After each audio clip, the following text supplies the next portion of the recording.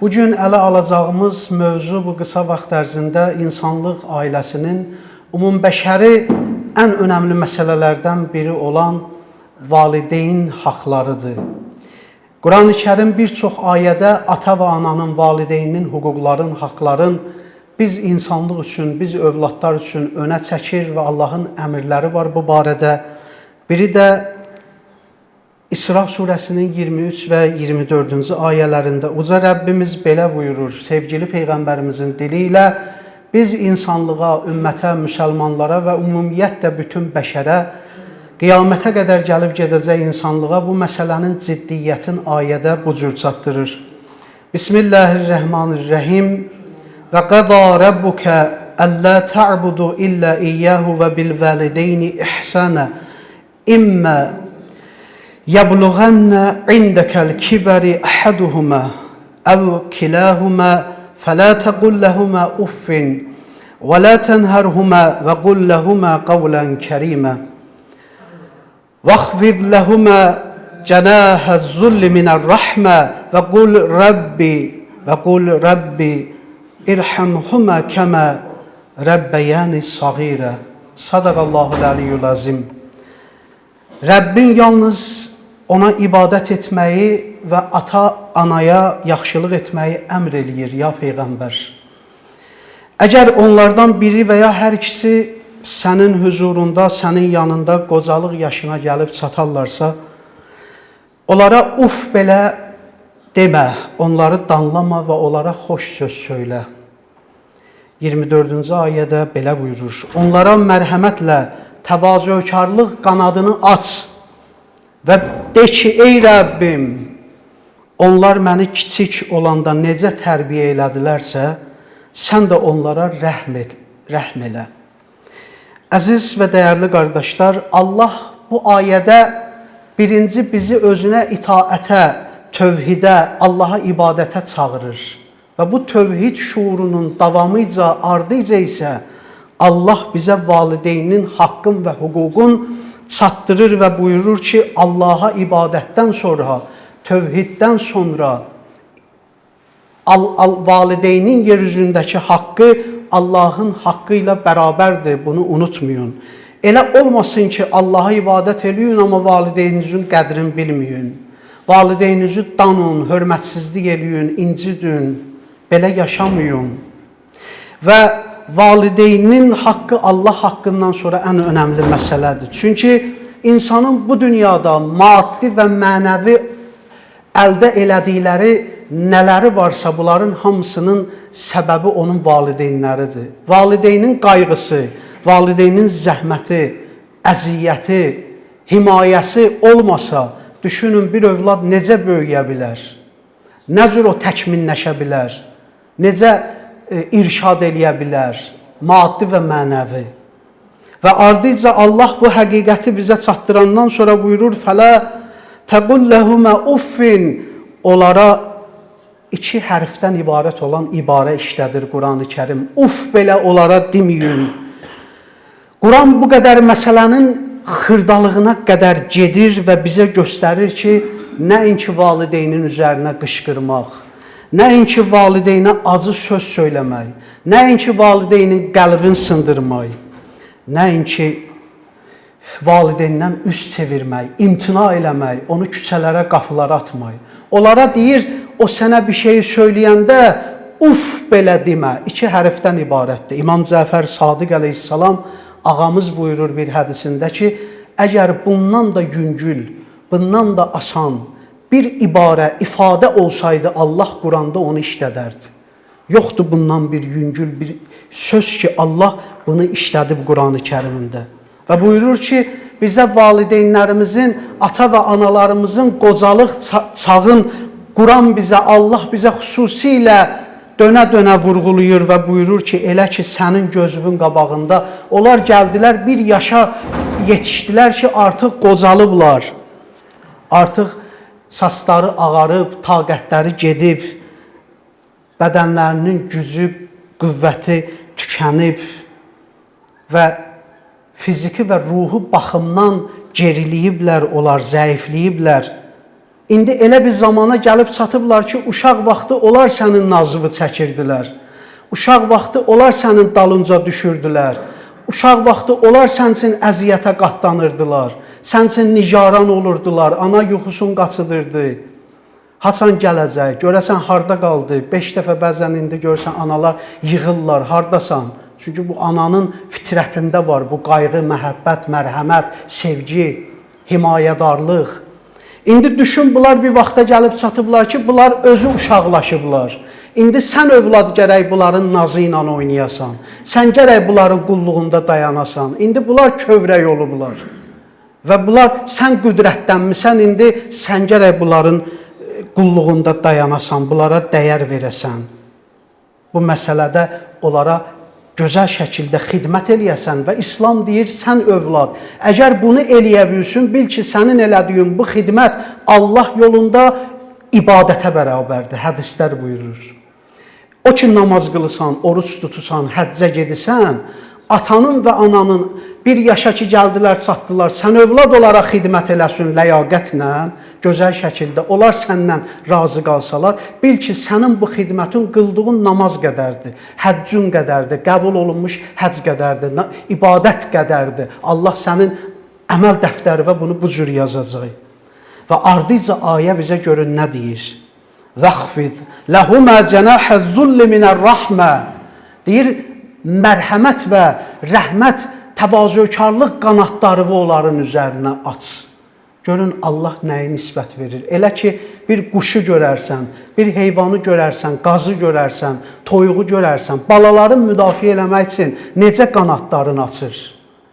Sərir qanadın ana quş, körpə balalarının üstünə, yuvasına xələl gələndə, ya bir təhlükə hiss eləyəndə açır, yığır balaların qanadının altına. Allah bu ifadəni, bu ibarəni Quran-ı Kərimdə, ayədə işlədir və buyurur, sən də rəhmət qanadları.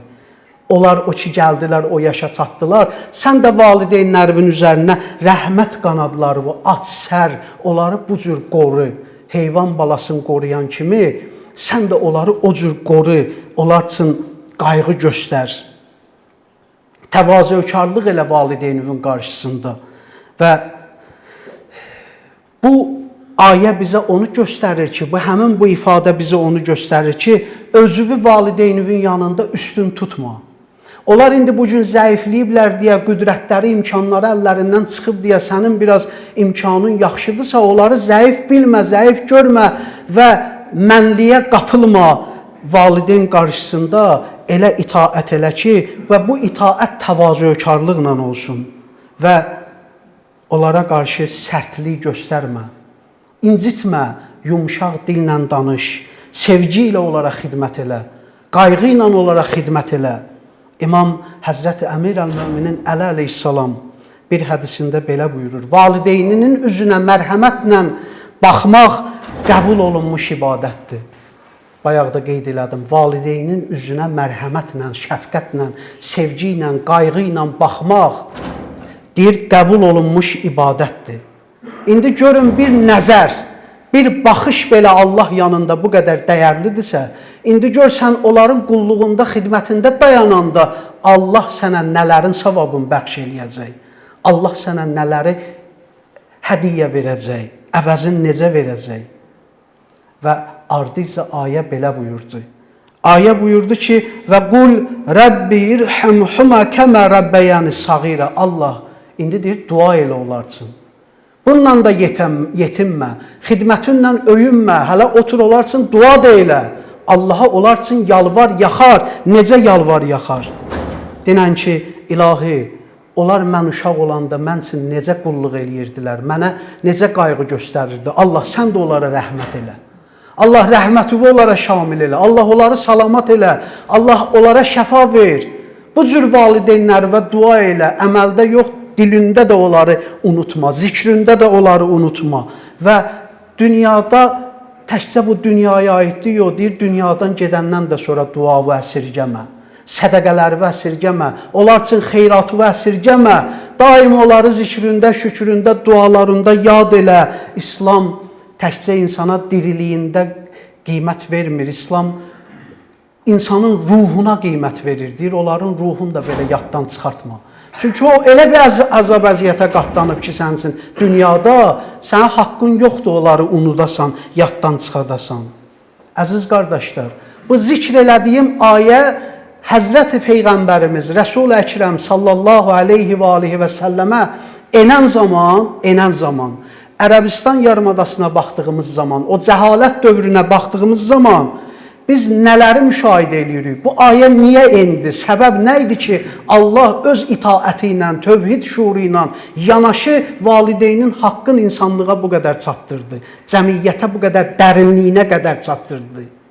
Bu sadaladığımız bəndləri niyə çatdırdı? Səbəb bundan ötürü idi ki, əziz və dəyərli qardaşlar, həmin gün Peyğəmbər İslamı gətirdiyi zaman o yarımadada insanlığın ümumiyyətlə dəyər ölçüsü, gücü və qüvvətinə görə idi.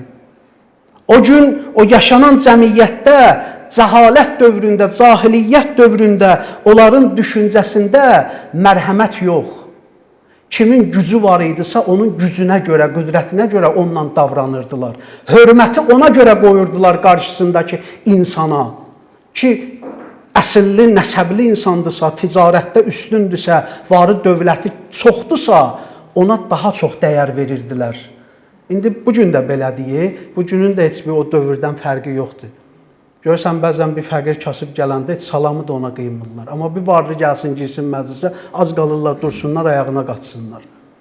Bu da kasıbla varlıya salamda fərq qoyan məndən dör. Həzrəti Peyğəmbər sallallahu aleyhi və aleyhi və səlləm buyurur. Münasibətdə deyir, kasıbla, fəqirlə varlıya fərq qoysun, davranışı buna görə eləsin, deyir, məndən döysən, mənim ümmətim döysən. İnsanlığa görə dəyər ver. Onun şəxsiyyətinə görə ona dəyər ver. Vardı, dövlətdir, bu gün var, sabah olmayacaq. Vəzifədir, bu gün var, sabah çıxacaq əlindən. Yaraşıqdır, bu gün var, sabah bir dənə qəzaya düşəcək, gözəlliyi gedəcək əlindən. Ona görə həmin gün də belə idi. İnsanların varına, dövlətinə, əslinə, nəcabətinə görə, insana, gücünə və qüdrətinə görə dəyər verirdilər. Mərhəmət hissi yox idi, rəhm yox idi insanlığa qarşı. Və insanın dəyəri və gücü, faydası nə qədər idi? O qədər ona. Valideynin faydası var idisə, ona hörmət qoyurdular. Yox, faydası yoxdursa, dəyərsiz əşya kimi idi ailənin içində valideyn. O dövrdə, cəhalət dövründə. Qoca həmin dövrdə faydasız bir əşya kimi baxılırdı, sayılırdı. Qocalara xidmət eləmək, yaşa çatmış, qocalmış valideynin qulluğunda dayanmaq, həmin dövrdə şərəf kimi qəbul olunmurdu, yük kimi görülürdü, ağır yükdür bu mənsin. Aparırdı, atırdı ora, bura, necə ki bu gün eləyirlər. Aparırlar, atırlar onun bunun qapısına, qocalar evinə, televiziya efirini açsan görürsən ki, yaşlı-yaşlı analar, yaşlı-yaşlı atalar gəliblər, göz yaşı tökürlər, ağlayırlar. Uşağım mənə baxmır, qızım, oğlum mənə baxmır, mənə sığınacaq verin, kömək eləyin, gəlinim mənə atıb çölə. Buna Allah bağışlayar, Allah bağışlamaz. Heç vaxt bağışlamaz. Allah bunu bizə Quranda əmanət qoyubdur, bu valideynin sənin əlində böyük haqqı var, əmanətdir bu sənsin. Sənin imtihanındır valideynin, ən böyük imtihanındır. Nəinki onu qapıya atasan, onun bunun sığınacağını atasan. O dövrdə də bu cür idi, yük kimi görürdülər özlərinə. Xüsusilə ata-ana qocalanda cəhalət dövründə Peyğəmbərimiz gəldiyi zaman hörmətsizlik, laqeydlik, bəzən də tərk eləmə, atma halları çox yayğın idi cəmiyyət içərisində. Bu eyni zamanda valideynin övlada münasibətində də o cür idi. Qızı doğulurdu, deyirdi ki, qızın heç bir dəyəri yoxdur. Aparırdı 3-4 yaşına çatanda bastırırdı, diri-diri. Ata öz övladına qarşı da bu cür idi. Və məsələ bundan ibarətdir ki, mənfəət və faydası yox idisə insanın dəyəri yox idi. Amma İslam deyir, yox, məsələlər bunun üstündə qurulmur. İslamın gətirdiyi həqiqət, İslamın gətirdiyi məntiq, İslamın gətirdiyi din, şəriət bunun üstündə qurulmur. Deyir, İslam deyir ki, indi bu bir yaşına gəlib çatıb, fayda verməsə də belə sənə, sən üçün əziz olmalıdır. Sən üçün dəyərli olmalıdır, çünki o atadır, sənin yer üzündə Rəbbindir. Çünki o anadır, sən istəsin də onun zəhmətinin, cavabın, haqqın, əvəzini qaytara bilməyəcəksən. Dünyanı da belə qazanıb gətirib tökəsən ananın ayağının altına, qədəminin altına. Onun səndən çəkdiyi bir gecənin əzabın, əziyyətin, bir sancısını verə bilməzsən. Odur ki, əziz qardaşlar, o cəmiyyətdə qadının heç bir dəyəri yox idi, ananın dəyəri, atanın dəyəri yox idi. Qadına mirasdan heç bir pay çatmırdı. Zərrə qədər belə qadın öz ərinin və ya atasından qalan və ya bir ailədə miras qalırdısa qadına zərrə pay çatmırdı. Amma İslam gəldi. Həzrət Rəsulullah, Həzrət Peyğəmbər sallallahu aleyhi və səlləm gətirdiyi şəriətlə, Allahın hökmü ilə dedi, mirasda qadının da payı var. Sən bunun haqqına təcavüz eləyə bilməzsən, haqqına təcavüz eləsən, haram yemisən. Və bir gün Allaha cavab verəcəksən buna görə. Onun haqqı miras bölgüsündə ona çatmalıdır. O gün ailə içərisində ananın heç bir sözü keçmirdi. Və ona görə Quran bu həqiqətləri və bu ibarələri, bu hökmləri gətirdi, qoydu Peyğəmbərin vasitəsilə insanın həyatının, ailə həyatının mərkəzinə qoydu ki, dedi, sən bunlara riayət eləməlisən, Allahın qulluğunda dayanmalısan, atanın qulluğunda dayanmalısan. Və Həzrəti Peyğəmbər qadını o qədər ucatdı, ananı o qədər dəyərli elədi, dedi, cənnəti istəyirsənsə, gəl onun qədəmlərinə qapıl, onun rizasından keç. Onun rizasını, atanın rizasını, ananın rizasını qazanmasın, cənnət sənə əbədi haramdır. Cənnətə girə bilməyəcəksən. Və hətta bir gün bir səhabə gəldi, ordu döyüşə hazırlaşırdı. Ən çətin döyüşlərdən biri idi. Səhabə gəldi Allahın Rəsulunun huzuruna, sevgili Peyğəmbərə buyurdu ki, ya Rəsulallah, mən də qoşulmaq istəyirəm bu döyüşə. Həzrət Peyğəmbər dedi ki, bəs sən gələ bilməzsən. Dedi, niyə ya Rəsulallah? Dedi, sənin evdə qoca anın var. Qayıd evə, sənin cihadın evin içərisindədir. İslam bir anaya, valideynə qulluğa görün nə qədər önəm verir ki, həyatı önəmli bir döyüşə gedilir. Peyğəmbər onu geri qaytarır, deyir, qayıt anava qulluq elə, sənin cihadın, sənin o şəhadət arzun, istəyin anava və valideyni və olan qulluğun və itaətin içərisində gizlidir. Ged qayıd evə, anava xidmət elə. Yəni, anaya qulluq döyüşə getməməyə qədər gətirib çıxadan ən önəmli insanlıq məsələlərindən biridir. Umumbəşəri bir məsələdir. Əziz və dəyərli qardaşlar, Həzrət İmam Həsən əleyhissalam belə buyurur ki, Allahın razılığı valideynin rizasının, razılığın içərisində gizlidir. Allahın qəzəbi də valideynin qəzəbinin içərisindədir. Valideyn sənə qəzəblidirsə, bir Allah sənə qəzəblidir. Yox, valideyn səndən razıdırsa, bir Allah da səndən razıdır. Quran ən kiçik narazılığı belə qadağan etməklə bizə bir üslub örgədir. Bir dilin üslubudur, bir səsin üslubudur. Bu uf kəlməsini işlətməklə bir dilin üslubudur. Ağır söz danışma, ağır söz söyləmə, bir ton üslubudur, səs üslubudur. Səsivi onların yanında qaldırma və eyni zamanda valideynə qarşı bir itaət mədəniyyəti gətirdi Həzrəti Rəsulullah. Bu sadəcə həmin gün üçün və bu gün üçün 14 əsr keçməsinə baxmayaraq təkcə bir əxlaq deyil, bu təkcə bir əxlaqdan ibarət olan məsələ deyil. Bu, cəmiyyətin sağlam düşüncə və təfəkkürüdür, cəmiyyətin düzgün qorunmasıdır. Bu saydığımız bax bu məsələ, təkcə bu ayə.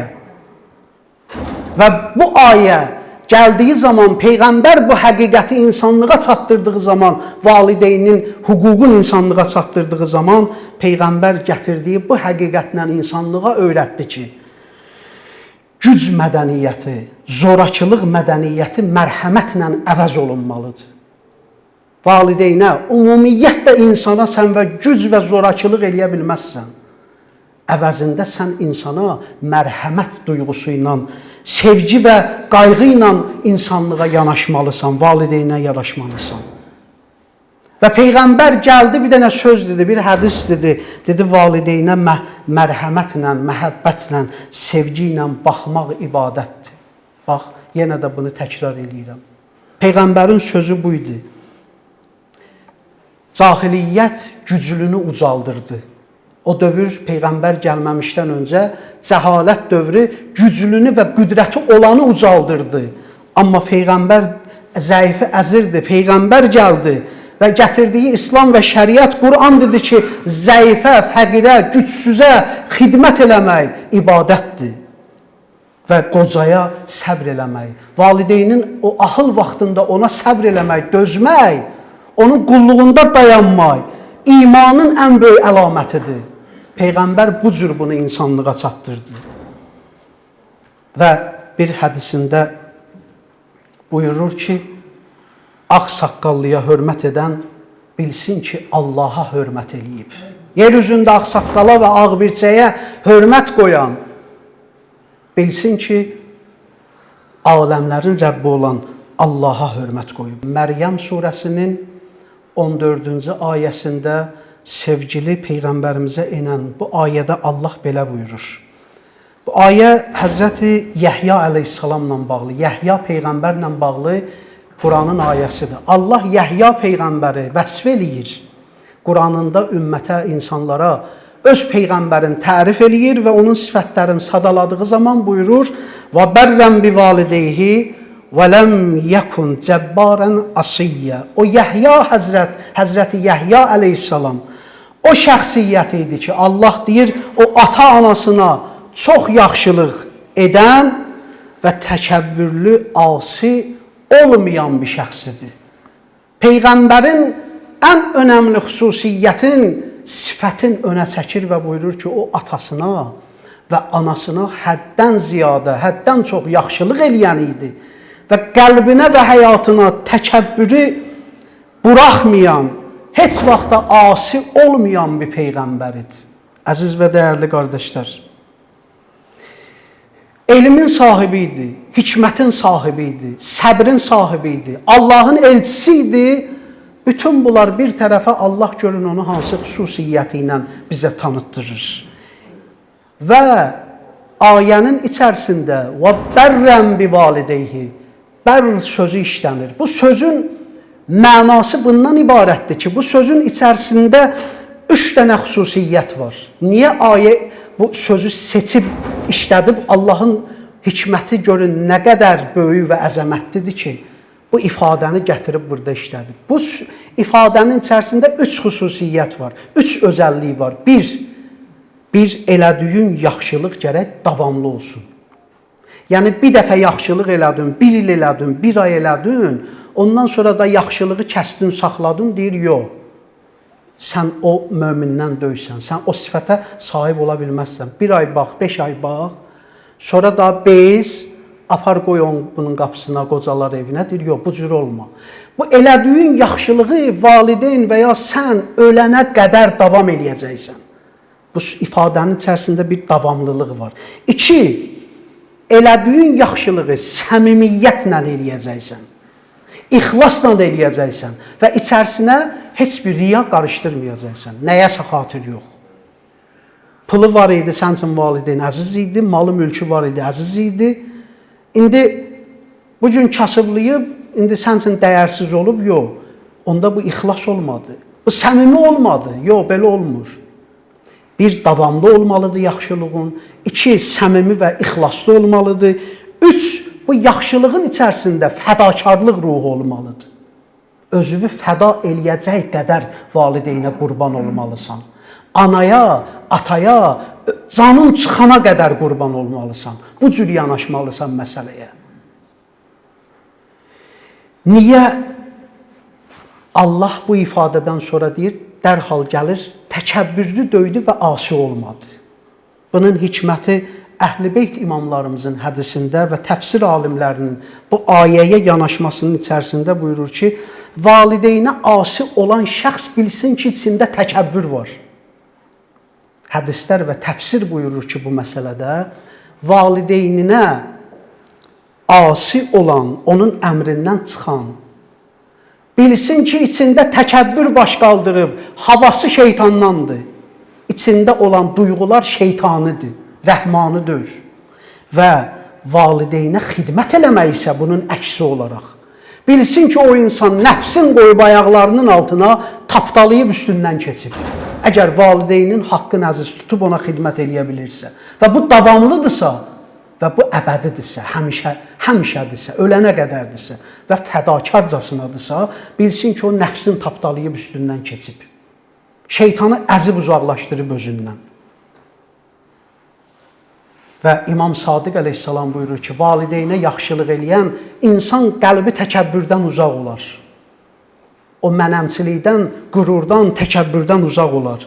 Əziz qardaşlar, bir neçə şey bu həyatda insanın ömrünü uzadır. Hədislər buyurur, sevgili Peyğəmbərimizin və onun əhl-i beyti imamlarımızın, alimlərimizin hamısının tövsiyələrində, sözlərində, hədislərində bu sadaladığım məsələlər çox önəmli məsələlərdir. Bir neçə şeylər var ki, insanın bu həyatda ömrün uzadır və insana bərəkət gətirir. Bir, sədəqə bəlanı dəf eləyir, sədəqə, verilən sədəqə yaxşılıq.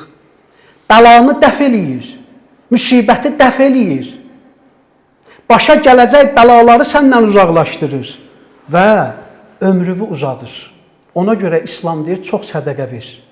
Ona buna çox yaxşılıq elə, fəqirlərin qapısını aç, yetimlərin başına sığal çək. İmkanın çatdığı qədər. İkinci, silə-i rəhim, hədislər buyurur, qohum əqrabanın qapısını açmaq, hal əhval tutmaq, böyükləri ziyarət eləmək. İnsanın ömrün uzadan ən önəmli məsələlərdən biridir. 3, günahdan çəkinmək. Ay cavanlar, ay əzizlər, elə ki günahla üzbüyüz gəldiniz, üzünüzü çövürüb Allah qorxusundan, əgər qaça bilirsizsə, çəkilə bilirsizsə, bilin ki, onun Allah mükafatın sizə bir əmin verəcək dünyada. Allah qorxusundan qəlbiniz titriyirsə və günahdan qorxub qaçısınızsa, Həzrəti Yusif kimi, bilin ki, ömrünüz uzanacaq. Bu mənim sözümdür, bu imamlarımızın sözüdür. Hədisdir dediklərim. 4. Ədalətli yaşamaq. Başqasının haqqını tapdalamamaq. İnsanın ömrünü uzadan ən önəmli məsələlərdən biridir. Dili islah eləyib doğru danışmaq. Yalancı olmamaq, insan aldatmamaq. İnsanın ömrünü uzadan məsələlərdən biridir. Qonağa hörmət qoymaq, qonaqpərvər olmaq, qonaq üçün süfrə açmaq, acları doyuzdurmaq, Allah üçün həsənat vermək. İnsanın ömrünü uzadan və bərəkətinə bərəkət qatan məsələlərdən biridir. Sonra hədislər buyurur ki, daim təharətli, təmiz halda gəzib, daim dəstəmazda olmaq. İnsanın ömrünə bərəkət gətirər, insanın ömrünü uzadar. Təkcə namazsın, dəstəmaz almayaq. Elə birinci bir özümə deyirəm. O vaxtı qoca kişilər, təqvalı möminlər, qoca kişilər, qoca nənələrimiz gün boyu dəstəmazlı gəzərdilər. Bunu özlərinə vərdiş eləmişdilər. Mələ gözümü açanı, babamı, nənəmi bu cür görərdi. Allah böyüklərimizə rəhmət eləsin. Biz dini onlardan öyrənmişik. Hələ kitab açmamış, şəriət, fiqh öyrənməmiş, birinci İslamı onların əməllərində tanımışıq. Ona görə biz bəxtəvər nəsiliyik. Ata-babalarımızı əli dastamazdı, əli Quranlı, ağzı oruclu görmüşük. İmam Hüseynə hörmət qoyan, əzadar olan bəndələr kimi tanımışıq. Biz dini birinci əcdadımızdan öyrənmişik. Sonra gəlmişik, kitab açmışıq, ağlımız kəsb eləyəndə. Bu çox önəmli məsələdir. Bugün sənin uşağın da, sənin balaların da ailənin içərisində o halallığı, düzlüyü, doğruluğu səndə görməlidirlər. Necə biz görmüşük baba nənələrimizdə. Onlar gün boyu dəstəmazlı gəzərdilər. Yatanda da gedərdilər, dəstəmaz alardılar. Uzanardılar, kəlmə-i şəhadət, kəlmə-i teyyibə deyərdilər. Ondan sonra dua eləyərdilər, ondan sonra yuxuya gedərdilər. Gərək biz də bu cür vərdiş eləyək. Bu vərdiş bizə nə qazandırar? Bizi bəlalardan uzaqlaşdırar, bizə bərəkət gətirər, sağlamlıq gətirər. Bir də bizim ömrümüzü hədislər buyurur ki, uzadar. Təharətli olub, təmiz olub və dəstəmazlı gəzmək. Və hədislər buyurur ki, sübh və gecə namazı. Sübh namazına davamlı şəkildə durub, qalxan, əziyyətin çəkən, sübh qəzaya verməyən.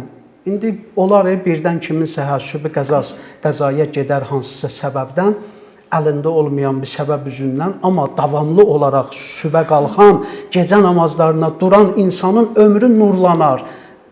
əməlləri nurlanar, həyatı nurlanar, bərəkət tapar, ömrü uzanar. İmam Sadiq əleyhissalam buyurur, evlərinizdə çox Quran oxuyun. Quran oxumaq insanın bərəkətini artırar və əcəli gecikdirər. Ömrü o qədər uzadar ki, Quran oxumaq. Ona görə Quran çox oxuyun. Bir də hədislər buyurur ki, valideyninə yaxşılıq eləmək, hörmət qoymaq, valideynin qulluğunda dayanmaq, valideyni razı salmaq ömrü artırar, ömrü uzadar, əcəli gecikdirər, insana bərəkət gətirər. Valideynin bir xeyir duası, balası üçün elədiyi bir dua 1000 qapını açar. And olsun Allaha. Buna hamımız həyat təcrübələrimizdə də yaşanmışıq.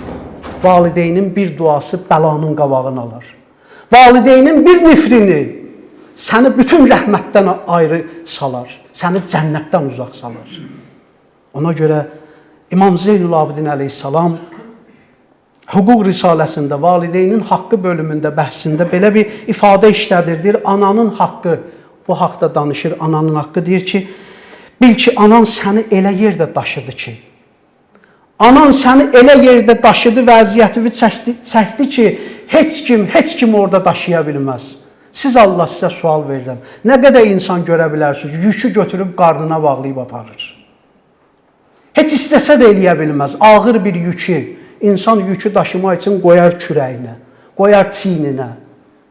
Ya gücü çatmaz birini çağırar. Harada görmürsünüz ki, biri qarnına bir dənə yük bağlasın, qarnı ilə onu daşısın. Mümkündür, məhaldır. Amma bizi dünyaya gətirən ana 9 ay bizi rəhmində daşıyıb və bizim zəhmətimizi və ağırlığımızı çəkib. Və bir dəfə də belə uf deməyib və o muradla, o arzu ilə yaşayıb ki, mən bunu nə vaxt dünyaya gətirəcəyəm, nə vaxt Allah bunu qucağıma götürəcəyəm, o ləzzəti, şirinliyi, analıq duyğusunu nə vaxt dadacağım, bu arzu ilə, bu dua ilə də yaşayıb, ağırlığı yadından çıxıb. İndi necə olur ki, sən onu unudusan? Əziz qardaşlar, və İmam Zeynul Abidin əleyhissalam bu məsələdə buyurur ki, onun üçün Allaha şükür elə və anava təşəkkür elə, minnətdarlıq elə, onun haqqın və zəhmətin unutma. 2. Atanın haqqı. İmam buyurur ki, İmam Səccad əleyhissalam, bil ki, atın sənin kökündür, sənin əslindir, o olmasaydı sən də olmazdın.